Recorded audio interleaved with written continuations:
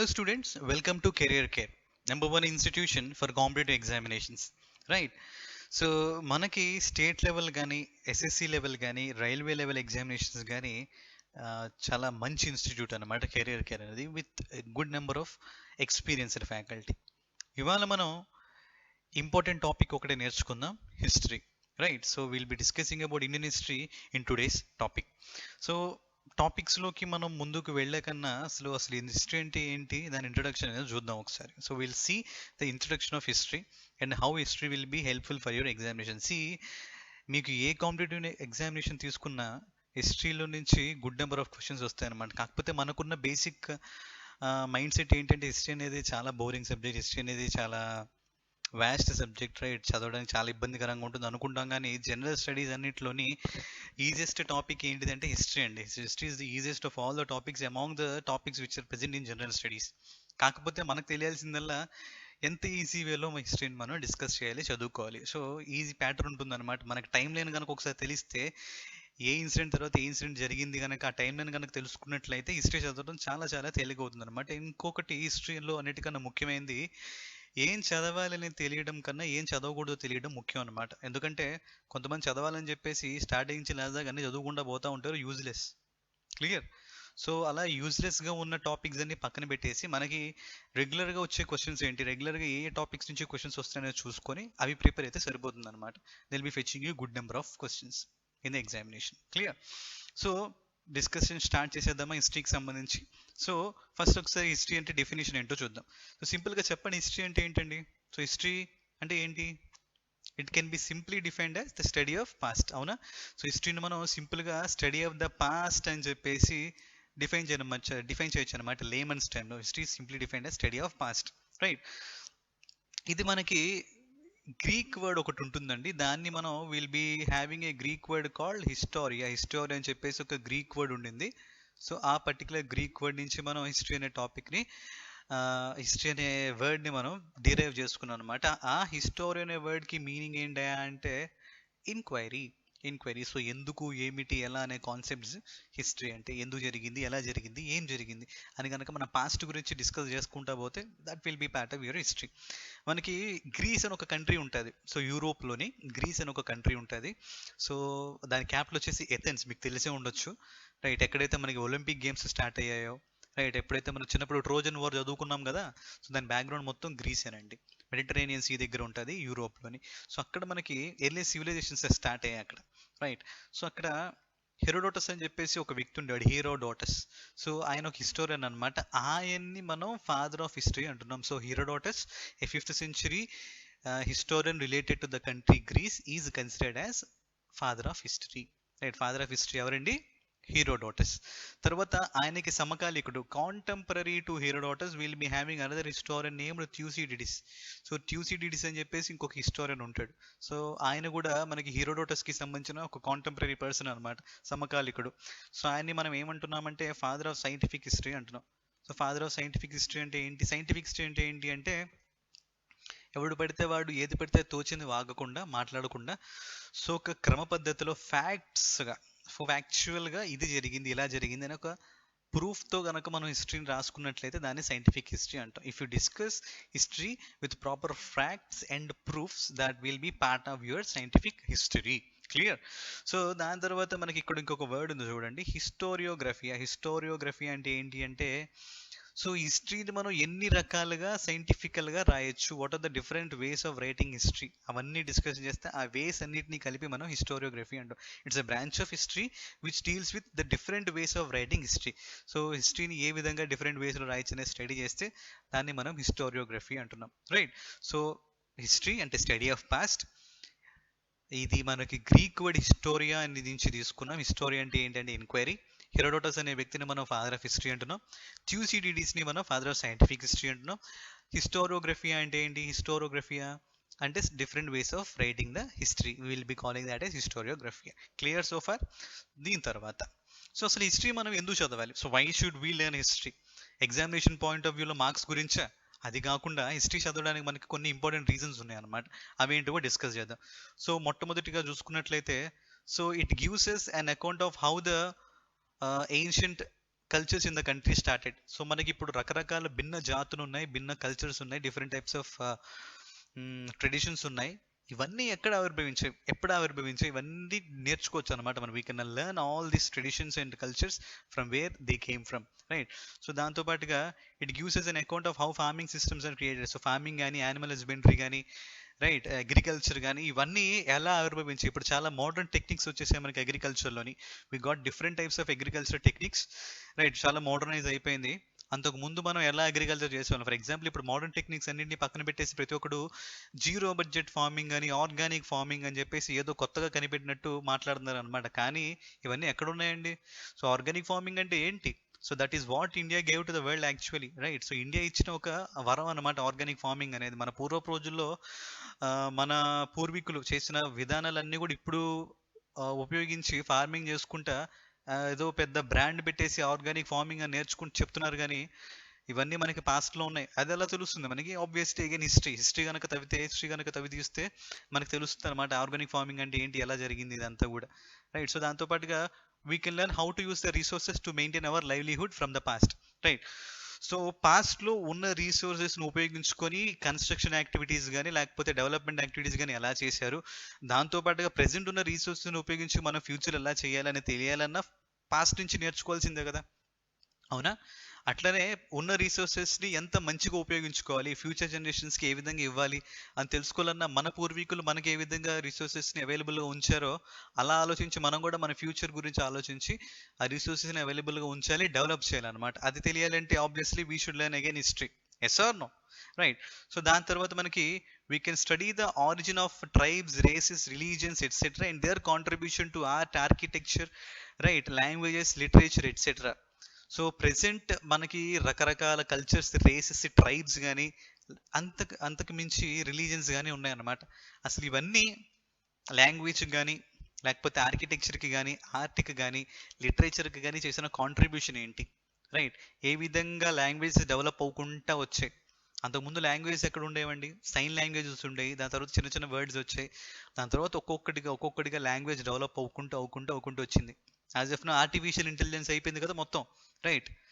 So ఇవన్నీ కూడా ఎలా స్టార్ట్ అయ్యాయి అంటే again you should go to the basics, that is history back, clear? So దాంతో పాటుగా so the study of India's past has a significant role in the context of the problems we currently face. Present మనం face చేస్తున్న important problem ఏంటండి? Problem ఏంటి? ఎడ్యుకేషనా, ఎకానమీయా? ఇండియాకున్న major problem caste system అండి, అవునా కాదా? చెప్పక్కర్లా, మీరు చూస్తూనే ఉంటారు డైలీ. పర్టికులర్గా మన స్టేట్లో ఆంధ్రప్రదేశ్లో కనుక చూసుకున్నట్టయితే కాస్ట్ సిస్టమ్ అనేది ప్రాబ్లం కాదు, అదొక వైరస్ అనమాట. ప్రజెంట్ కరోనా వైరస్ ఏ విధంగా అయితే విలయతాండవం చేస్తూ ఉందో గత 2000 సంవత్సరాలుగా ఈ కాస్ట్ అనే ఒక మహమ్మారి ఇండియన్ పట్టి పీడిస్తుంది అనమాట. కరోనా అన్న రేపు వ్యాక్సిన్ వస్తే తగ్గిద్దాము, కానీ ఈ కాస్ట్ అనే ఒక మహమ్మారి తగ్గడానికి మాత్రం ఎటువంటి వ్యాక్సిన్ కనిపెట్టలేకపోతున్నాం. అంతకంతకు ఈ డిసీజ్ ఇంకా పెరుగుతూ ఉందన్నమాట. దాని నుంచి ఎలా బయటపడాలి, లేకపోతే రిలీజన్ అని ఇంకొక మహమ్మారి ఉంది మన దేశంలో దరిద్రానికి, రైట్? దాని నుంచి ఎలా బయటపడాలి, మతం అనే దాని గురించి ఘర్షణలు కానీ, కాస్ట్ అనే దాని గురించి ఘర్షణలు కానీ పెడితే ఉపయోగం ఉండదు. దాంతోపాటుగా ఇంకొక ఇంపార్టెంట్ థింగ్ ఏంటి అంటే ఉమెన్ డిస్క్రిమినేట్ చేయడం అనమాట. సో ఉమెన్కి రెస్పెక్ట్ ఇస్తామంటూనే ఉమెన్ డిస్క్రిమినేట్ చేస్తూ ఉంటాం, రైట్? అవునా కాదా? నువ్వు అదెందుకు చదవటం, నువ్వు ఆ బట్టలు ఎందుకు వేసుకోవటం, ఇదెందుకు చేయటం, అదెందుకు చేయటం, ప్రతి దాంట్లో ఉమెన్కి డిస్క్రిమినేషన్ అనమాట. అదెంతవరకు కరెక్ట్? దాని నుంచి బయటికి రావాలి, అవునా?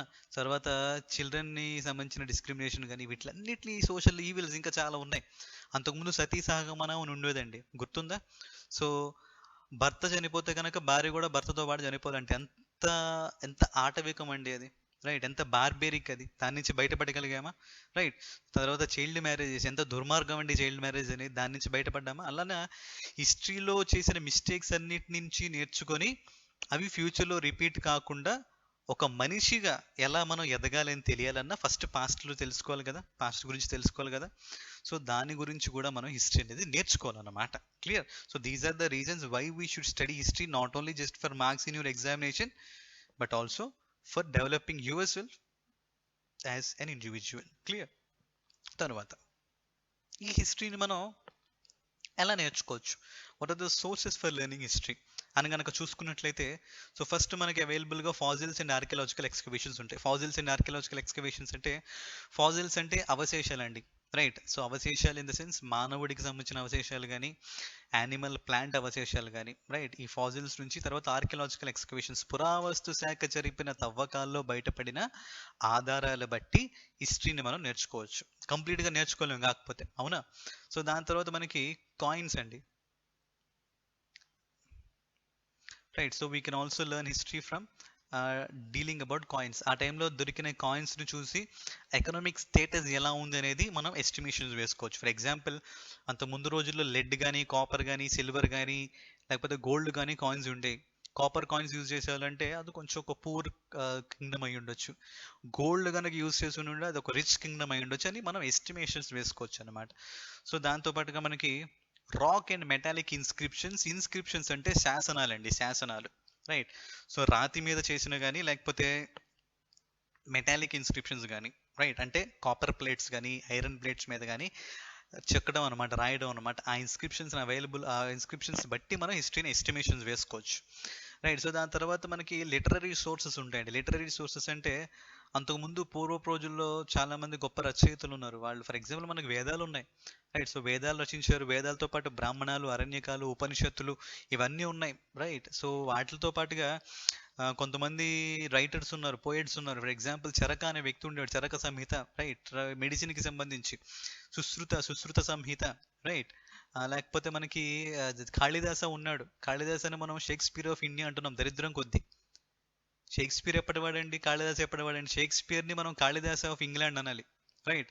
సో దరిద్రం కొద్ది మనం కాళిదాస్ అని షేక్స్పియర్ ఆఫ్ ఇండియా అనాల్సి వస్తుంది. సో కాళిదాస్ రచించిన ఈ మాలవిక అగ్నిమిత్రం కానీ, విక్రమోర్వశీయం కానీ, అభిజ్ఞాన శాకుంతలం కానీ, మేఘదూతం కానీ, ఋతు సంహారం కానీ, రైట్. సో ఇట్లాంటి బుక్స్ని చదివి ఆ బుక్లో ఉన్న కంటెంట్తో పాటు ఆ టైంలో ఉండే ఎకనామిక్ కండిషన్స్ను కూడా మనం నేర్చుకోవచ్చు. రైట్. సో ఇట్లాంటి లిటరరీ సోర్సెస్ అనమాట. అండ్ లాస్ట్గా మనకి will be having foreign accounts. So చిన్నప్పుడు సోషల్ స్టడీస్లో ఒక రెగ్యులర్ క్వశ్చన్ వస్తూ ఉండేది, who was the ambassador of Greece who visited India during the time of Chandragupta Maurya అని చెప్పేసి. సో ఆన్సర్ మెగస్థనీస్ అనే పెట్టిన వాడికి హాఫ్ మార్క్ వచ్చేది, ఆన్సర్ పెట్టిన వాడికి క్లాస్లో తిట్లు పడేవి అనమాట. So Megasthenes he wrote indica అని ఒక బుక్ రాశాడు అనమాట మెగస్థనీస్, మీకు గుర్తుందో లేదో కానీ. సో అదొక ఫారెన్ అకౌంట్ అనమాట. అంటే ఫారినర్స్ ఇండియాకి వచ్చి ఇండియాలో ఉండి ఈ పరిస్థితుల్ని బుక్స్ రూపంలో రాశారనమాట. ఇవన్నీ మనకి అవైలబుల్ సోర్సెస్. సో ఫాజిల్స్ కానీ, ఆర్కియలాజికల్ ఎక్స్కవేషన్స్ కానీ, కాయిన్స్ కానీ, రాక్ మెటాలిక్ ఇన్స్క్రిప్షన్స్ కానీ, లిటరరీ సోర్సెస్ కానీ, ఫారిన్ అకౌంట్స్ కానీ, ఇవన్నీ కూడా మనకి హిస్టరీని నేర్చుకోవడానికి కావాల్సిన సోర్సెస్ అనమాట. క్లియర్? ఫర్ ఎగ్జాంపుల్ మీరు చూడండి ఇక్కడ. సో మొట్టమొదటి ఇమేజ్ ఏదైతే ఉందో ఇక్కడ, సో ఇది అన్నమాచార్యులకి సంబంధించిన తాళపత్ర గ్రంథాలండి. అన్నమాచార్య సంకీర్తనలు ఉంటాయి కదా, అవన్నీ కూడా ఇట్లాంటి కాపర్ ప్లేట్స్లో మంచిగా ఇన్స్క్రిప్షన్ చేసి ఉంచారనమాట. అవి ఉండబట్టే అన్నమాచార్య సంకీర్తనలన్నీ పాడగలుగుతున్నారు ఇప్పుడు. రైట్. సో దాని తర్వాత మనకి ఇక్కడ చూసుకున్నట్లయితే we are having a coin here. Couple of coins ఉన్నాయి చూడండి. ఇది సముద్రగుప్తాకి సంబంధించిన కాయిన్స్ అనమాట. సముద్రగుప్త అంటే గుప్తాస్ అంటే గోల్డ్ కాయిన్స్ ఉండేవి. Right. So this is a beautiful gold coin related to Samudragupta. ఈ సముద్రగుప్త ఇక్కడ వీణ వాయిస్తూ ఉన్నాడు అనమాట ఈ పర్టికులర్ ఇమేజ్లో.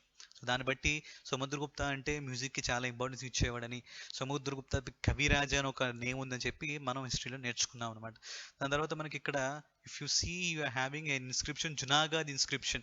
సో జునాగఢ్ ఇన్స్క్రిప్షన్ మనకి వీఆర్ హ్యావింగ్ దాట్ ఇన్ గుజరాత్లో ఉండిందండి. అది రుద్రదమన్ అని చెప్పేసి ఒక శాఖా కింగ్ ఉన్నాడు. శాఖా కింగ్ నేమ్ రుద్రదమన్. సో ఆయన ఈ పర్టికులర్ ఇన్స్క్రిప్షన్ వేయించాడు అనమాట. రైట్. సో దాన్ని బట్టి అదొక రాక్ ఇన్స్క్రిప్షన్. సో దాంతోపాటు ఇక్కడ చూసుకున్నట్లయితే the great bath of Mohenjodaro అండి. ఇది మొహంజోదారో అనేది పాకిస్తాన్లోని the biggest site of Indus valley civilisation. Right. Biggest site of Indus valley civilisation. అక్కడ లభించిన ఒక మ్యాగ్నమ్ ఓపస్ అనమాట, ఒక అద్భుతమైన కట్టడం ఈ గ్రేట్ బాత్ అనేది. రైట్. దాని తర్వాత మనకి లిటరరీ సోర్సెస్ ఏంటివి? లిటరరీ సోర్సెస్ కనుక చూసుకున్నట్లయితే ఇవి. సో ఈ ఫర్ ఎగ్జాంపుల్ వేదాస్ అనమాట. ఇవి ఋగ్వేద, యజుర్వేద, సామవేద, అధర్వణ వేద, ఇవన్నీ వేదాలు. ఈ వేదాల నుంచి కూడా మనం హిస్టరీని నేర్చుకోవచ్చు అనమాట, లైక్ లిటరరీ సోర్సెస్ నుంచి. So coins, inscriptions, archaeological excavations etcetera. Clear so far? These are the sources which are available for studying our history. Right. So దాని తర్వాత ఒక ఇంపార్టెంట్ టాపిక్ అండి, హిస్టరీని ఎంత సింపుల్గా నేర్చుకోవాలంటే ఫస్ట్ మనం దాని టైం లైన్ తెలియాలి. అంటే ఏది స్టార్ట్ అయింది, దాని తర్వాత ఏది ఫాలో అయింది, దాని తర్వాత ఏది ఫాలో అయింది, అలా టైం లైన్ ప్రకారం కనుక మనం పోతా ఉంటే హిస్టరీ నేర్చుకోవడం మనకి చాలా సింపుల్గా ఉంటుంది. ఇప్పుడు మీకు ఆ టైం లైన్ నేను ఎక్స్ప్లెయిన్ చేస్తాను. Right. So timeline of Indian history. మనం ఇండియన్ హిస్టరీని కనుక చూసుకున్నట్లయితే we can divide this history into 3 particular parts. హిస్టరీని మనం 3 పార్ట్స్గా డివైడ్ చేయొచ్చు. Ancient, medieval and modern history. Ancient, medieval and modern history అనమాట. సో ఫస్ట్ మనం ఏన్షియంట్ హిస్టరీ ఏంటంటే చూద్దాం. సో ఏన్షియంట్ హిస్టరీలో మనకి ఫస్ట్ టాపిక్ ఏంటి అంటే ఇండస్ వ్యాలీ సివిలైజేషన్, సింధు నాగరికత అంటున్నాం. రైట్. ఇది మనకి దాదాపుగా 2500 బీసీ ఆ టైంలో ఫామ్ అయింది అనమాట. 2500 బీసీ నుంచి 1500 బీసీ వరకు. ఈ బీసీ అంటే ఏంటి, తర్వాత ఏడి అంటే ఏంటి అనుకుంటాం అనమాట. రైట్. ఏడి అంటే ఏంటి అంటే ఎన్నో డామిని, ఎన్నో డామిని. తర్వాత బీసీ అంటే ఏంటంటే before Christ. So before Christ ఎన్నో డామిని. ఎన్నో డామిని మీనింగ్ ఏంటంటే in the year of lord అని మీనింగ్ అనమాట. In the year of lord అంటే దేవుడు సంబంధించిన సంవత్సరం, అంటే జీసస్ క్రైస్ట్ పుట్టిన సంవత్సరం అనమాట. ఫర్ ఎగ్జాంపుల్, సో జీసస్ పుట్టిన దగ్గర నుంచి అంటే ఏడి 1 నుంచి టైం అనేది ముందుకు పోతూ ఉంటుంది అనమాట. AD 1, AD 2, AD 3. ప్రెసెంట్ ఏంటంటే AD 2020, the year of corona. Clear. So అదే కనుక జీసస్కి పుట్టిన ముందు పాస్ట్ మొత్తం కూడా వెనక్కి పోతూ ఉంటుందన్నమాట. సో మనకి ఈ సిస్టంలో కనుక చూసుకున్నట్లయితే ఏడి బీసీ సిస్టంలో 0 అనేది ఉండదు అనమాట. సో బీసీలో ఏంటిదంటే బీసీ 1, వెనక్కి బీసీ 2, సో అట్లా అనమాట. బీసీ 3, 4, సో అట్లా వెనక్కి పోతూ ఉంటుందన్నమాట. సో కనుక ఇక్కడ చూసుకున్నట్లయితే ఇండస్ వ్యాలీ సివిలైజేషన్ సిస్టంలో మనకి సో 2500 బీసీ నుంచి 1500 బీసీ వరకు ఇండస్ వ్యాలీ సింధు నాగరికత ఉందన్నమాట. సో సింధు నాగరికత మీకు ఏంటి అనేది ఒకసారి ఒక మ్యాప్లో వేసి చూపిస్తా చూడండి. చాలా ఈజీగా ఉంటుంది. ఇది మన సబ్ కాంటినెంట్ మ్యాప్ అండి, నాట్ ఓన్లీ ఇండియా. సో ఇది మనకి north eastern part of India, అవునా. సో సింధు నాగరికత, ఇండస్ వ్యాలీ సివిలైజేషన్ ఉన్న ఏరియా అనమాట ఇదంతా కూడా. సో దాదాపు ఒక 1000 సంవత్సరాల పాటు వర్ధిల్లింది సింధు నాగరికత. హరప్పా, మొహంజోదరో ఇట్లాంటి సైట్స్ అనేవి మనకి ఇండస్ వ్యాలీ సివిలైజేషన్లో ఉన్నాయన్నమాట. ఇది మనకి కాపర్ ఏజ్, రైట్. సో కాపర్ని యూస్ చేసుకొని టూల్స్ ఇంప్లిమెంట్స్ని యూస్ చేసేవాళ్ళు అనమాట. సో ఆ టైంలో మనుషులు ఎలా ఉన్నారు, వాళ్ళ నాగరికత ఏంటి, ఏమేమి కనిపెట్టారు, అవన్నీ నేర్చుకుంటాం ఇండస్ వ్యాలీ సివిలైజేషన్లో. అలాంటి ఒక గొప్ప సివిలైజేషన్కి ముగింపు ఎక్కడ పడింది అంటే మనకి దాదాపుగా 1500 బీసీలో. సో 1500 బీసీలో మనకి వేదిక్ పీరియడ్ స్టార్ట్ అవుతుంది. Vedic period. వేదిక్ పీరియడ్ ఎలా స్టార్ట్ అయిందంటే మనకి ఇండియాకి నార్త్ ఈస్టర్న్ డైరెక్షన్లో ఇక్కడ సెంట్రల్ ఏషియా ఉంటుంది. సో సెంట్రల్ ఏషియా నుంచి వరుసపెట్టి ఆర్యన్స్ అనేవాళ్ళు ఇండియాకి వచ్చి దండయాత్ర చేశారనమాట. ఈ ఆర్యులు వచ్చి దండయాత్ర చేసి ఇండస్ వ్యాలీ సివిలైజేషన్లో ఉన్న పీపుల్ అందరినీ సంహరించి ఇక్కడ సెటిల్ అయ్యారు అనమాట. The started settling in this particular area. So అక్కడ మనకి వేదిక్ పీరియడ్ స్టార్ట్ అవుతుంది. సో 1500 నుంచి దాదాపుగా 500 బీసీ వరకు మనకి వేదిక్ పీరియడ్ ఉంటుంది. ఇందులో మనకి early Vedic, later Vedic period ఉంటుంది అనమాట. So 1500 to 1000 early, 1000 to 500 later Vedic period అనమాట. సో ఎర్లీ లేటర్ వేదిక్ పీరియడ్లో జరిగిన ఇన్సిడెంట్స్ ఏంటివి, ఎలా డెవలప్ అయింది ఇండియా అనేది నేర్చుకుంటాం ఇక్కడ. ఎర్లీ వేదిక్ పీరియడ్ మొత్తం కూడా ఎక్కడ కాన్సన్ట్రేట్ అయిందంటే ఈ పర్టికులర్ ఏరియాలో. అలా లేటర్ వేదిక్ పీరియడ్కి వాళ్ళు ఇట్లా మూవ్ అయిపోయి ఈ ఏరియా మొత్తాన్ని ఆక్యుపై చేశారనమాట లేటర్ వేదిక్ పీరియడ్లో. So at the end of Vedic period this entire part is under the control of Aryans and దీన్ని మనం ఆర్యవర్త అంటున్నాం, రైట్. సో ఈ ఆర్యవర్తలో ఏమైపోయింది అంటే చిన్న చిన్న కింగ్డమ్స్ని కన్స్ట్రక్ట్ చేశారనమాట. సో ఆ కింగ్డమ్స్ని ఏమంటామంటే మనం జనపదాస్ అంటాం. సో చిన్న కింగ్డమ్స్ని మనం జనపదాస్ అంటాం, రైట్. సో అవే అంచులంచులుగా డెవలప్ అయ్యి మహాజనపదాస్ ఫామ్ అయ్యాయి, right. So Mahajanapadas are created during the end of Vedic period. ఆ వేదిక్ పీరియడ్కి ఆ నేమ్ ఎందుకు వచ్చిందంటే ఆ టైంలో వేదాలు రాశారు కాబట్టి, మనకున్న 4 వేదాలు ఆ టైంలో రచించారు కాబట్టి దానికి వేదిక్ పీరియడ్ అనే నేమ్ వచ్చిందనమాట. క్లియర్. సో దాని తర్వాత ఏమైంది అంటే ఈ మహాజనపద ఫేజ్ చూద్దాం. సో మహాజనపద ఫేజ్ మనకి దాదాపుగా will be having from 500 BC to 322 BC. So 500 BC నుంచి 322 BC వరకు కూడా మనకి ఈ మహాజనపద ఫేజ్ ఉంటుంది అనమాట. మహాజనపద ఫేజ్లో మనకి 16 మహాజనపదాస్ ఉంటాయి, 16 కింగ్డమ్స్. వాటిని షోదశ మహాజనపదాస్ ఉంటాయి, 16 mahajanapadas, right. For example will be having Kamboja, will be having Gandhara, will be having Kuru, Panchala, right. Will be having an important kingdom here like Kosala. We'll be having Malla here, we'll be having Rijji here, we'll be having Anga here, we'll be having Magadha here, we'll be having Kasi there, we'll be having Kausambi here, right. So we'll be having Mathura here, we'll be having Viratanagar here, right. And then we'll be having Avanti over here, Chedi over here, Assaka, ఇట్లా మనకి 16 మహాజనపదాలు ఉంటాయి అన్నమాట. So మహాజనపదాలన్నిట్లోని మనకి ముఖ్యమైన మహాజనపద ఏంటిదే అది మనకి మగధ అన్నమాట. సో మగధ అనేది మనకి ఈ పర్టికులర్ ఏరియాలో ఉంటుంది. So that particular area will be having the mahajanapada of Magadha. So ఆ మగధకి మనకి క్యాపిటల్ ఏంటి అంటే that will be Pataliputra, present day Patna. So పాట్నాని బేస్ చేసుకొని, పాటలీపుత్రాన్ని బేస్ చేసుకొని ఇండియా మొత్తాన్ని రూల్ చేశారన్నమాట కొన్ని కొన్ని కింగ్డమ్స్. సో అక్కడ మనకి రైజ్ ఆఫ్ మగధాలో will discuss about Haryanka dynasty, తర్వాత శిశునాగాస్, తర్వాత నందాస్, ఒక 3 డైనాసిటీస్ ఉంటాయి అన్నమాట. అవి మనకి దాదాపుగా 545 నుంచి దాదాపుగా 545 నుంచి 322 బీసీ వరకు రూల్ చేశారన్నమాట 3 కింగ్డమ్స్. ఇదే టైంలో మనకి కాంటెంపరీగా 2 రిలీజియన్స్ ఫామ్ అవుతాయి అన్నమాట. అవి ఏంటివంటే Buddhism and Jainism. Shramana movement అంటాం. ఈ బ్రాహ్మణికల్ హైరార్కీకి వ్యతిరేకంగా, బ్రాహ్మణికల్ డామినెన్స్కి వ్యతిరేకంగా 2 రిలీజియన్స్ పుడతాయి. గౌతమ్ బుద్ధ స్టార్ట్ చేసిన బుద్ధిజం, వర్ధమాన మహావీర డెవలప్ చేసిన జైనిజం అనమాట. అవి ఏంటివో కూడా అక్కడే డిస్కస్ చేద్దాం మనం, రైట్? ఇబ్బంది ఏం లేదు. సో ఎప్పుడైతే 322 బీసీలో ధననంద అనే వ్యక్తిని చంపేసి చంద్రగుప్త మౌర్య అనే వ్యక్తి మనకి మౌర్యన్ ఎంపైర్ స్టార్ట్ చేశాడు అనమాట. ధననంద అనేవాడు నందా ఎంపైర్లో లాస్ట్ కింగ్ అనమాట. వాడిని చంపి చంద్రగుప్త మౌర్య అనే వ్యక్తి మౌర్యన్ ఎంపైర్ స్టార్ట్ చేశాడు. సో మౌర్యన్ ఎంపైర్ స్టార్ట్ చేసిన తర్వాత ఏమైందంటే ఇక్కడ వరకు నందా ఎంపైర్ ఉండేదండి.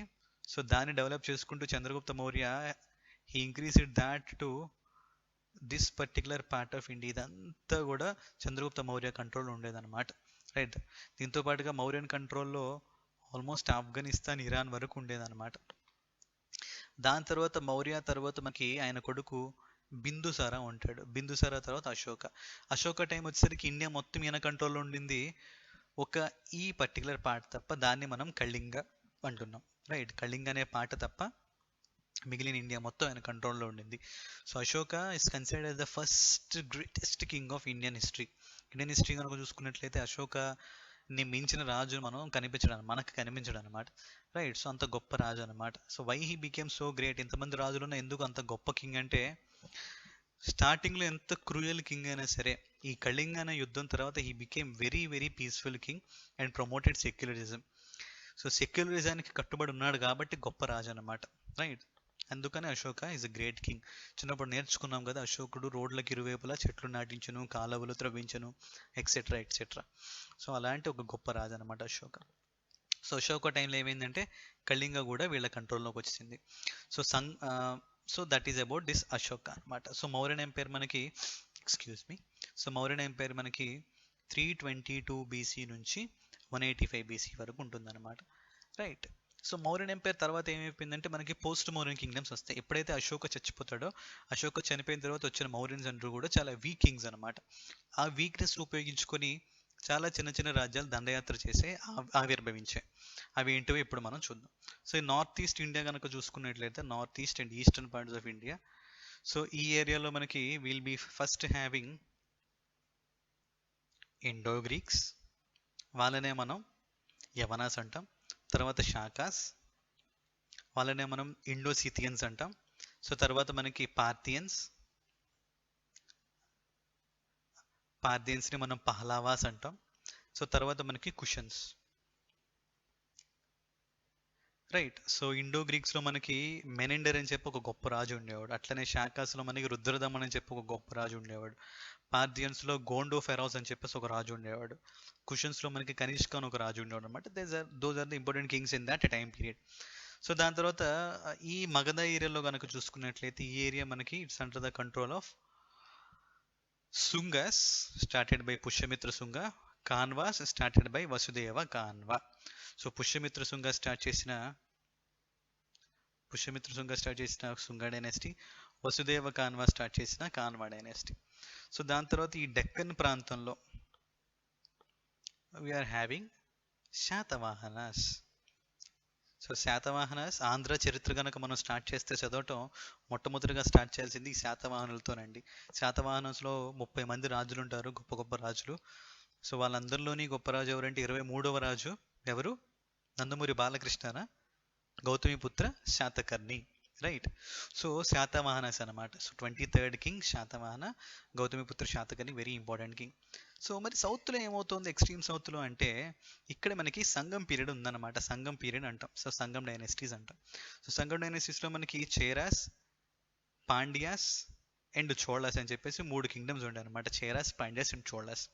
వాళ్ళేంటి, వాళ్ళ సాంప్రదాయాలు ఏంటి, వాళ్ళ ట్రెడిషన్స్ ఏంటి అనేవి అక్కడ మనం డిస్కస్ చేస్తాం. రైట్. సో అన్నీ డిస్కస్ చేస్తున్నాం, కానీ ఏ హిస్టరీ ఛానల్ చూసినా, ఎవరి ఏ హిస్టరీ లెక్చర్ విన్నా పాపం మనకి నార్త్ ఈస్ట్ గురించి పట్టించుకోరండి. ఎందుకు అర్థం కాదు. ఇప్పుడు కూడా అంతే, న్యూస్ చూసిన నార్త్ ఈస్ట్ గురించి ఎప్పుడో వరదలు వస్తే తప్ప న్యూస్లో పడదు. సో నార్త్ ఈస్ట్లో మనకి in the north east we are having the mighty Kamarupa kingdom. Kamarupa అని చెప్పేసి ఒక గొప్ప రాజ్యం ఉండేదన్నమాట. అదేంటో కూడా డిస్కస్ చేద్దాం మనం. సో మౌర్యన్ టైం తర్వాత, మౌర్యన్ టైంలో ఇండియా మొత్తం వాళ్ళ కంట్రోల్లో ఉండింది. మౌర్యన్ టైం అయిపోయిన తర్వాత ఏమైంది అంటే ఈ విధంగా ఇండియా డివైడ్ అయింది అనమాట, చిన్న చిన్న రాజ్యాల కింద. సో నార్త్ ఈస్ట్లో చూసుకున్నట్టయితే ఫస్ట్ ఇండో గ్రీక్స్ వచ్చారు, వాళ్ళ తర్వాత షాకాస్ వచ్చారు, వాళ్ళ తర్వాత పార్థియన్స్ వచ్చారు, వాళ్ళ తర్వాత కుషన్స్ వచ్చారు. అదే కనుక సెంట్రల్ పార్ట్లో చూసుకుంటే మనకి శాతవాహనస్ ఉన్నారు. అదే కనుక ఈస్ట్ పార్ట్లో చూసుకుంటే మనకి సుంగాస్ అండ్ కాన్వాస్ ఉన్నారు. నార్త్ ఈస్ట్ పార్ట్లో కామరూప, సదరన్ పార్ట్లో మనకి సంగం పీరియడ్ ఉందన్నమాట. Sangam dynasties, Cholas, Pandyas and Cheras. Clear so far? Right. So ఈ కింగ్డమ్స్ అన్నీ కూడా మనకి దాదాపుగా 185 బీసీ నుంచి 320 ఏడి వరకు ఉన్నాయన్నమాట. 320 ఏడి వరకు అంటే దాదాపుగా ఒక 400 సంవత్సరాలు వేసుకోండి ఇంచుమించుగా. క్లియర్? రైట్. సో దాని తర్వాత ఏమైందనేది చూద్దాం. సో దాని తర్వాత ఇంకొక రాజ్యం ఏర్పడింది. మౌర్యన్ తర్వాత గొప్ప రాజ్యం ఏంటిదంటే Guptas. Right. So the Gupta empire was started. So Gupta era was started. So Gupta ఎరాలో మనకి శ్రీగుప్త, ఘటోత్కచుగుప్త, చంద్రగుప్త 1, సముద్రగుప్త, చంద్రగుప్త 2, తర్వాత కుమారగుప్త, స్కందగుప్త అని చెప్పేసి ఇంపార్టెంట్ కింగ్స్ ఉంటారు అనమాట, 7. రైట్. సో వీళ్ళు దాదాపుగా 320 నుంచి 550 ఏడి వరకు కూడా రూల్ చేశారనమాట. సో సముద్రగుప్త టైం, చంద్రగుప్త 2 టైంలో మళ్ళీ ఈ పార్ట్ మొత్తం కూడా గుప్తాస్ కంట్రోల్లోకి వెళ్ళిపోయింది అనమాట. So entire India almost was under the control of Guptas. Right. Mauryan time తర్వాత మళ్ళీ ఎవరి టైంలో ఇండియా మొత్తం ఒక రాజ్యం కిందకి వెళ్ళిందంటే అది గుప్తుల టైంలో అనమాట. గుప్తా పీరియడ్ని మనం golden age of Indian history అంటాం. The golden age of India history అంటే మనకి that is during the time of Guptas. ఎందుకని అంటే they used majority gold coins అనమాట. సో దాదాపుగా గోల్డ్ కాయిన్సే చాలా మనీలో ఉండేవి. రైట్. సో అందరూ గోల్డ్ కాయిన్స్ యూజ్ చేసేవాళ్ళు అంటే ఊహించుకోండి ఒకసారి ఎంత గొప్ప రాజ్యం అది. సో గుప్తా ఎంపైర్ అయిపోయిన తర్వాత ఏమైంది అంటే మనకి పోస్ట్ గుప్తా కింగ్డమ్స్ వస్తాయి. సో 550 నుంచి 647 ఏడి వరకు కూడా will be having the post Gupta kingdoms. So post Gupta kingdoms ఏంటనేది చూద్దాం. సో పోస్ట్ గుప్తా కింగ్డమ్స్లో ఎలా అంటే మనకి ఇక్కడ నర్మదా అనే ఒక నది ఉంటుంది, the longest west flowing river in India. జాగ్రఫీలో ఇంపార్టెంట్ క్వశ్చన్ ఇది. రైట్.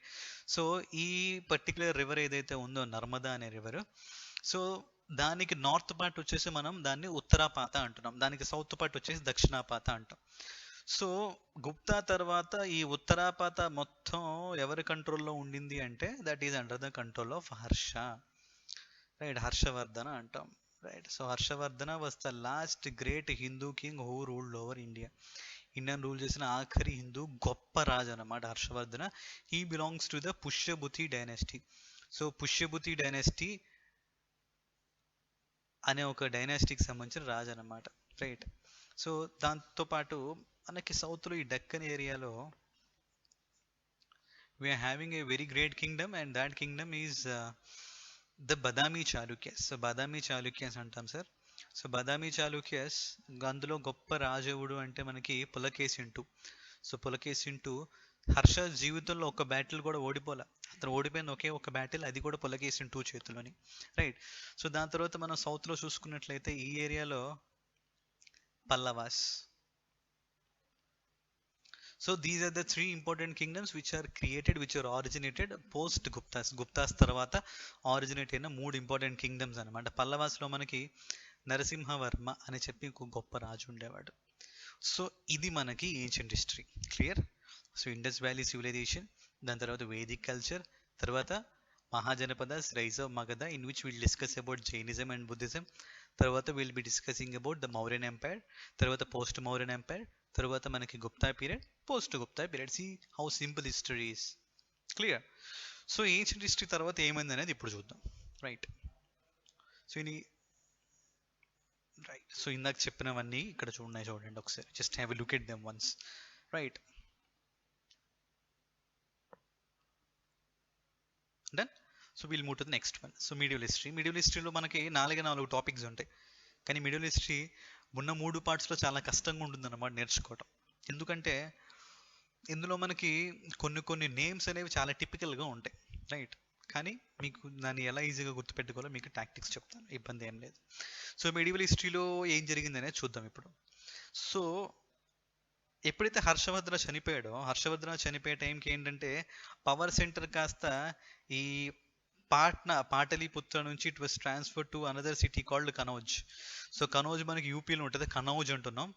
రైట్. లేకపోతే దాన్ని కన్యాకుబ్జా అనేవాళ్ళు అప్పట్లో. సో అది పవర్ సెంటర్గా మారిందనమాట హర్ష టైంలోని. సో ఈ పవర్ సెంటర్ గురించి 3 రాజ్యాలు తను వచ్చామన్నమాట. సో ఆ 3 రాజ్యాలు ఏంటివి అంటే, so will be having the Gurjara Pratiharas, will be having the Palas, and will be having the Rashtrakutas. So 3 kingdoms. So Rashtrakutas, Pratiharas, Palas. ఈ 3 కింగ్డమ్స్ మధ్య జరిగిన సంఘర్షణని మనం ట్రైపార్టైట్ స్ట్రగుల్ అంటాం. Tripartite struggle. రైట్. అదే టైంలో మనకి సదరన్ పార్ట్లో ఇంపీరియర్ చోళా డైనస్టీ స్టార్ట్ అయింది అనమాట. ఇంపీరియర్ చోళాస్. రైట్. విజయాలయ చోళ అని ఒక వ్యక్తి ఉండేవాడు, ఆయన ఇంపీరియర్ చోళా డైనస్టీ స్టార్ట్ చేశాడు. రైట్. సో ఇది జరుగుతూ ఉండగా, ఇలా చిన్న డెవలప్ అవుతూ ఉండగా మనకి ఈ ప్రతిహారాస్లో నుంచి చిన్నగా విడిపోయి ఇది మనకి రాజ్పుతానా ఏరియా అంటాం అనమాట. So south west of Rajasthan మనకి రాజ్పుతానా ఏరియా, మేవార్ ప్రాంతం అంటాం. ఆ ఏరియాలో రాజ్పుత్స్ అనేవాళ్ళు స్టార్ట్ అవుతారు అనమాట. Rajputs. Right. So Rajput kingdoms అనేవి స్టార్ట్ అవుతాయి. సో మనకి దాదాపు 10 రాజ్పుత్ వంశాలు ఉంటాయి ఇంపార్టెంట్వి. అవి ఏంటో డిస్కస్ చేద్దాం. సో ఇలా మెల్లిమెల్లిగా హిస్టరీ మూవ్ అవుతూ ఉండగా మనకి 1001 ఏడీలో ఆఫ్ఘనిస్తాన్, పర్షియా నుంచి గజనీ మొహమ్మద్ అనే వ్యక్తి ఇండియాకి వస్తాడండి. గజనీ మొహమ్మద్. సో గజనీ మొహమ్మద్ అనే వ్యక్తి 1001 ఏడీ నుంచి 1027 ఏడీ వరకు ఇండియా మీద దాదాపుగా 17 సార్లు దండయాత్ర చేస్తాడనమాట. He attacks India 17 times. And in the year 1025 AD he destroys an important site of Somnath here in Gujarat. Somnath అనేది జ్యోతిర్లింగం అనమాట. సో ఇలాంటి ఒక దుర్మార్గుడు ఇండియాకి వచ్చి మన దేవాలయం ధ్వంసం చేసి దేవాలయంలో కింద ఉన్న నేలమాడిగలన్నింటినీ దోచుకొని ఆఫ్ఘనిస్తాన్కి పోయాడు అనమాట. సో వాడు మనకి గజనీ మొహమ్మద్ అనమాట. So invasion of Ghazni Mohammad ఎప్పుడు స్టార్ట్ అవుతుందంటే 1001 AD. సో గజనీ మొహమ్మద్ వచ్చిన ఒక 200 సంవత్సరాలకి ఇంకొక సన్నాసి వస్తాడు, వాడి పేరు Ghori Mohammad. So Ghazni and Ghori Mohammad. Right. So invasions of Ghazni and Ghori Mohammad మనకి డిస్కస్ చేస్తాం అనమాట. సో గోరీ మొహమ్మద్ వెళ్ళిపోతా ఏం చేశాడంటే, వాడి స్లేవ్ ఒకడు ఉన్నాడు, వాడిని 1206 ADలో ఢిల్లీకి సుల్తాన్ చేస్తాడనమాట. సో వాడి పేరు ఏంటంటే Qutbuddin Aibak. So Qutbuddin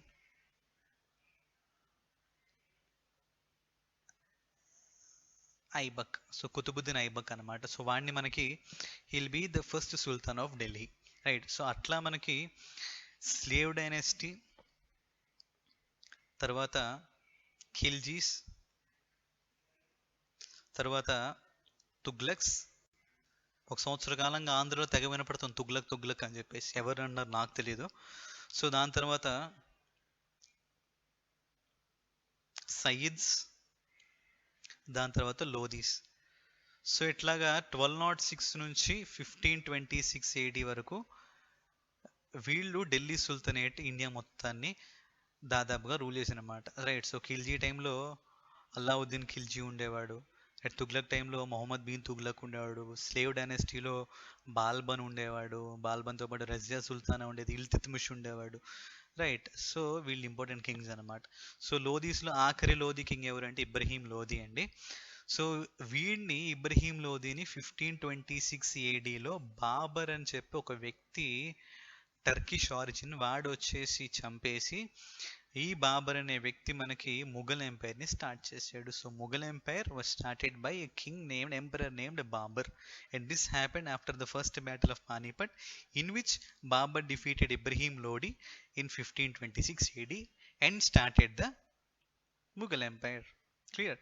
so Mughal empire మనకి 1526 నుంచి 1707 వరకు ఉండిందన్నమాట. 1526 నుంచి 1707 వరకు. సో మనకి సింపుల్ షార్ట్ కట్ చూడండి. బాద్షా. So Babur, Humayun, Akbar, Jahangir, Shah Jahan, Aurangzeb, these are the important kings of early Mughals. See how simple it is to remember. So Aurangzeb చనిపోయే వరకు 1707 వరకు కూడా will be discussing that in medieval history. Clear? So medieval హిస్టరీలో ఉండే తక్కువ పార్ట్సే, కాకపోతే ఏంటంటే కాంటెంపరీగా కొన్ని రాజ్యాలు ఉంటాయి, రైట్? ఫర్ ఎగ్జాంపుల్ మనకి ఈ తుగ్లక్, మొహమ్మద్ బిన్ తుగ్లక్ అయిపోయిన టైంకి విజయనగర డైనాసిటీ స్టార్ట్ అవుతుంది, బహమనీ డైనాసిటీ స్టార్ట్ అవుతుంది, మధురై సుల్తానేట్ స్టార్ట్ అవుతుంది, రైట్? సో అట్లానే మనకి గుజరాత్ సుల్తానేట్ స్టార్ట్ అవుతుంది, బెంగాల్ సుల్తానేట్ స్టార్ట్ అవుతుంది. ఇట్లా చిన్న చిన్న డైనాసిటీస్ ఉంటాయి. ముఘల్స్ టైంలో కూడా చిన్న చిన్న రాజ్యాలు ఉంటాయి అన్నమాట. అవి ఏంటో డిస్కస్ చేద్దాం మనం. Clear? No need to worry. So ఇది మనకి medieval history. So starting with tripartite struggle, తర్వాత invasion of Mohammed Ghori and Ghazni and Ghori, తర్వాత ఢిల్లీ సుల్తానేట్, తర్వాత Mughal umpire.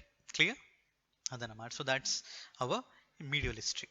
So medieval history అయిపోయిన తర్వాత will be having this modern history. So modern హిస్టరీలో ఏంటంటే will be having these particular topics. So 1498లో ఒక sunrise ఇండియాకి వస్తాడండి సీ రూట్ ద్వారా. సో ఎక్కడో యూరోప్లో పోర్చుగల్ దగ్గర నుంచి, ఫర్ ఎగ్జాంపుల్ ఇది ఆఫ్రికా అనుకుందాం, ఇది మెడగాస్కర్ అండి. సో ఇవన్నీ దాటుకుంటా యూరోప్ నుంచి వాడు క్యాలికట్ అనే ఏరియాకి వస్తాడు అనమాట. ఎవడు అంటే Vasco da gamma, right? So Vasco da gamma is a Portuguese navigator and sailor. He visited India in 1498.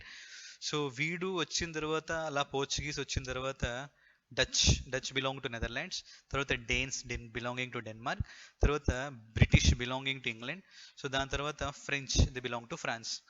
So వీళ్ళు ఇండియాకి వచ్చి వ్యాపారాలు స్టార్ట్ చేశారనమాట. So that relates to the advent of Europeans. So advent of Europeans ఎలా వచ్చారు ఇండియాకి, రైట్? సో వచ్చినట్టుండక ముఘల్స్ వీక్నెస్ని క్యాస్ట్ చేసుకుని, ఔరంగజేబ్ తర్వాత మనకు వచ్చిన ముఘల్ కింగ్స్ అందరూ కూడా చాలా వీక్ అనమాట. దాన్ని క్యాస్ట్ చేసుకొని మెల్లిమెల్లిగా వీళ్ళు తనుగు తెచ్చి వీళ్ళందరిలోని ఈ బ్రిటిష్ వాళ్ళు ఎవరైతే ఇంగ్లీష్ ఈస్ట్ ఇండియా కంపెనీకి సంబంధించిన వాళ్ళు ఉన్నారో వాళ్ళు విజేతలుగా ఆవిర్భవించారనమాట. సో ఈస్ట్ ఇండియా కంపెనీ వాళ్ళు ఏం చేశారంటే మొదట ఫ్రెంచ్ వాళ్ళతో ఈ పర్టికులర్ ఏరియాలో గొడవలు పడ్డారనమాట. ఈ పర్టికులర్ ఏరియాని మనం కార్నాటిక్ అంటాం. సో వాటిని మనం కార్నాటిక్ వార్స్ అంటాం. మనకి 3 కార్నాటిక్ యుద్ధాలు జరుగుతాయి, రైట్? సో దాంతోపాటుగా ఈ particular area, so this particular area is Bengal. అక్కడ మనకి 1757లోని బ్యాటిల్ ఆఫ్ ప్లాసీ జరుగుతుంది. అక్కడ సిరాజుద్దౌలా అనే ఒక రాజుని ఓడించి బ్రిటిష్ వాళ్ళు అక్కడ జెండా పాతుతారనమాట. సో దాని తర్వాత 1764లో మనకి బ్యాటిల్ ఆఫ్ బక్సర్ అని జరుగుతుంది అనమాట. బ్యాటిల్ ఆఫ్ బక్సర్లో మనకి ఈ ఒడిషా ప్రాంతం, దాంతోపాటు ఈ అవధ్ ప్రాంతం, దాంతోపాటుగా ఈ ఢిల్లీ ప్రాంతం, ఇదంతా కూడా it will be under the control of east India company. Buxar తర్వాత ఈ ఏరియా మొత్తం కూడా ఈస్ట్ ఇండియా కంపెనీ కంట్రోల్లోకి పోతుంది.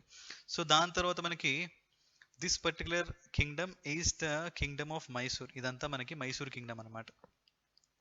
సో మైసూర్ కింగ్డమ్తో మనకి 4 ఆంగ్లో మైసూర్ వార్స్ జరుగుతాయి అనమాట. సో ఫస్ట్ 2 మైసూర్ వార్స్కి హైదర్ అలీ, తర్వాత 2 మైసూర్ వార్స్కి Tipu Sultan, they will be leading the Mysore kingdom. So ఆ 4th వార్ అయిపోయిన తర్వాత టిప్పు సుల్తాన్ చంపేసి ఈ ఏరియా మొత్తం కూడా బ్రిటిష్ వాళ్ళకి దాసోహం అయిపోతుంది అనమాట. ఈ మైసూర్ వార్ జరుగుతున్న టైంలో ఏంటంటే ఈ ట్రావెన్కోర్ రాజ్యం, దాంతోపాటుగా ఈ హైదరాబాద్ సుల్తానేట్, రైట్? సో ఈ హైదరాబాద్ సుల్తానేట్ కానీ లేకపోతే హైదరాబాద్ గోల్కొండ డైనస్టీ కానీ, సో అవి బ్రిటిష్ వాళ్ళకి సరెండర్ అయిపోతాయి అన్నమాట, రైట్? సో దాంతోపాటుగా ఇదంతా కూడా will be having under the control of the Marathas, right? So Maratha wars, Anglo Maratha wars. So మనకి 3 ఆంగ్లో మరాఠా వార్స్ జరుగుతాయి. సో ఆ 3 ఆంగ్లో మరాఠా వార్స్ తర్వాత మరాఠా కింగ్డమ్ కూడా వీళ్ళ కంట్రోల్లో పోతుంది. సో లాస్ట్కి ఇంకా మిగిలిన పార్ట్ ఏంటిదంటే ఈ పంజాబ్ ప్రావిన్స్ అనమాట. So Punjab province was the last province which was won by the Britishers in the country. So Anglo Sikh wars అంటూ 2 ఆంగ్లో సిక్ వార్స్ జరుగుతాయి అనమాట. సో 3 కార్నాటిక్ యుద్ధాలు, బెంగాల్లో battle of Plassey, battle of Buxar, 4 Mysore wars, 3 Anglo Maratha wars, 2 Punjab యుద్ధాలు. ఇవన్నీ జరిగిన తర్వాత ఇండియా మొత్తం కూడా almost is under the control of English east India company. ఆ విధంగా ఈస్ట్ ఇండియా కంపెనీ వాళ్ళు ఒకేసారి ఇండియా మొత్తాన్ని ఆక్రమించుకోకుండా అంచెలంచెలుగా మంచిగా ఒక టాక్టిక్స్ వేసుకొని ఎవరైతే కింగ్స్ వీక్ అవుతున్నారో అది చూసుకొని అలా ఆక్యుపై చేసుకున్నారు ఇండియాలో. Clear? So that is how east India company came in to power. So దాని తర్వాత ఏమైందంటే మనకి వీళ్ళు ఇలా రూల్ చేస్తున్న తర్వాత వీళ్ళ డామినెన్స్కి, వీళ్ళ ఆకృత్యాలకు వ్యతిరేకంగా మొట్టమొదటి ఫస్ట్ వార్ ఆఫ్ ఇండిపెండెన్స్ జరిగింది అనమాట. ఫస్ట్ వార్ ఆఫ్ ఇండిపెండెన్స్ జరిగింది 1857లో. రైట్. సో ఇందులో మనకి మంగల్ పాండే, ఝాన్సీ లక్ష్మీబాయి, తాంత్యా తోపే, నానా సాహెబ్, కున్వర్ సింగ్, హజరత్ బేగం మహల్, అంతెందుకు అంతకన్నా ముందే మనకి సైరా నరసింహారెడ్డి చూసే ఉంటారు కదా, మెగాస్టార్ చిరంజీవిది. సో ఆ ఉయ్యాలవాడ నరసింహారెడ్డి గారు, సో అంతకుముందు కట్టబొమ్మన్, వీరపాండ కట్టబొమ్మన్ ఉంటాం ఆయన, వీళ్ళందరూ కూడా they started revolting against the Britishers. Right. So అలా వాళ్ళ ఇన్స్పిరేషన్తో 1857లో ఫస్ట్ ఇండిపెండెన్స్ వార్ జరిగిందనమాట. కాకపోతే కర్మకాలి మనం ఆ వార్లో ఓడిపోవాల్సి వచ్చింది. ఎందుకు ఓడిపోయామనే దానికి చాలా రీజన్స్ ఉన్నాయండి. రైట్. ముందు మనకి ఐక్యత అనేది లేదనమాట. సో చాలామంది రాజులు ఈ పర్టికులర్ కింగ్స్ ఎవరైతే రివోల్ట్ చేశారో వాళ్ళకి సహకరించాల. మొట్టమొదటి రాజు ఎవరంటే మన నిజాం అండి, హైదరాబాద్ సంబంధించి. వాడు బ్రిటిషర్స్కి తొత్తుగా వంత పాడాడు అనమాట. Right. So south India participate చేయాలి ఫస్ట్ వార్ ఆఫ్ ఇండిపెండెన్స్లో ఆల్మోస్ట్ కంప్లీట్గా. నార్త్ ఇండియాలో కూడా అన్ని కింగ్డమ్స్ పార్టిసిపేట్ చేయాలి, కొన్ని కింగ్డమ్స్ మాత్రమే పార్టిసిపేట్ చేసాయి. సో అందుకని ఫస్ట్ వార్ ఆఫ్ ఇండిపెండెన్స్ మనం ఓడిపోవాల్సి వచ్చిందనమాట. కానీ ఫస్ట్ వార్ ఆఫ్ ఇండిపెండెన్స్ ఓడిపోయిన తర్వాత మెల్లిమెల్లిగా ఇంగ్లీష్ ఎడ్యుకేషన్ రావటం మూలాన చాలామంది చదువుకొని బ్రిటిష్ వాళ్ళు మనల్ని ఏ విధంగా దోచుకుంటున్నారో తెలుసుకోగలిగారు అనమాట. How economically Britishers are draining our wealth.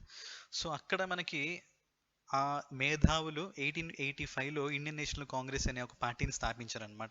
Political party కాదు, అది అంతకుముందు ఒక నార్మల్ ఆర్గనైజేషన్ అనమాట.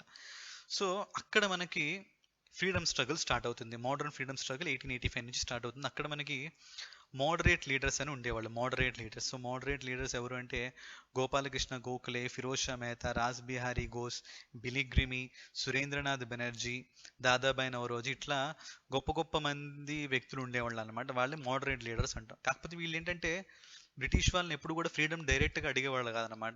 వీళ్ళు ఏమనేవాళ్ళు అంటే బ్రిటిష్ వాళ్ళు ఇలా రూల్ చేయడం వల్ల మనకి మంచి జరిగింది, ఎడ్యుకేషన్ డెవలప్ అవుతుంది, సోషల్ ఈవిల్స్ పోతున్నాయి, కాబట్టి బ్రిటిష్ వాళ్ళు ఉండాలి, కాకపోతే మనకి కొంత స్వేచ్ఛ అనేది ఇవ్వాలి అని చెప్పేసి అడిగేవాళ్ళు అనమాట. బతిమని ఆడుకునేవాళ్ళు వీళ్ళని. రైట్. సో ఇక్కడ మనకి చూసుకున్నట్లయితే సో నా ఈ ఎక్స్ట్రీమిస్ట్ లీడర్స్ ఎవరు ఉండేవాళ్ళు అంటే మనకి ఎక్స్ట్రీమిస్ట్ లీడర్స్ వచ్చేసి లాలా లజపతి రాయ్, బాల్ గంగాధర్ తిలక్ అండ్ బిపిన్ చంద్రపాల్. సో వీళ్ళు ఎక్స్ట్రీమిస్ట్ లీడర్స్ అనమాట. వీళ్ళతో పాటు అరబిందో ఘోష్ కూడా ఉండేవాళ్ళన్నమాట. అరబిందో ఘోష్. క్లియర్? సో అది మనకి ఈ ఎక్స్ట్రీమిస్ట్ లీడర్స్. వీళ్ళు ఏమంటారంటే మోడరేట్ లీడర్స్ ఇలా బతిమలాడుకోవటం చాలా మూర్ఖత్వం, ఇది మన కంట్రీలో వచ్చి బ్రిటిష్ వాళ్ళు ఎవరు రూల్ చేయడానికి, who are the Britishers to rule India అని చెప్పేసి బ్రిటిష్ వాళ్ళతో గొడవ పెట్టుకునే వాళ్ళు అనమాట. రైట్. సో అది ఎక్స్ట్రీమ్ విధానంగా ఉండేదన్నమాట. తర్వాత మనకి జనవరి 9వ తారీఖు 1915 జనవరి 9న ఒక వ్యక్తి ఇండియాకి వచ్చాడండి, సౌత్ ఆఫ్రికా నుంచి. ఆయన్ని మనం మహాత్మా గాంధీ అంటున్నాం. సో మహాత్మా గాంధీ గారు వచ్చిన తర్వాత మొత్తం ఫ్రీడమ్ స్ట్రగుల్ రూపురేఖలు మారిపోయాయి అన్నమాట. రైట్. సో నార్త్ నుంచి సౌత్ దాకా అన్ని ప్రదేశాల్లో తిరిగి ప్రతి ఏరియాలో సమస్యలు తెలుసుకొని సో గాంధీజీ గారు 3 దఫాలుగా ఫ్రీడమ్ స్ట్రగుల్ నడిపారు. సో మొదటిది నాన్ కోఆపరేషన్ మూమెంట్, సహాయ నిరాకరణ ఉద్యమం అంటున్నాం. తర్వాత సివిల్ డిజోబీడియన్స్ మూమెంట్,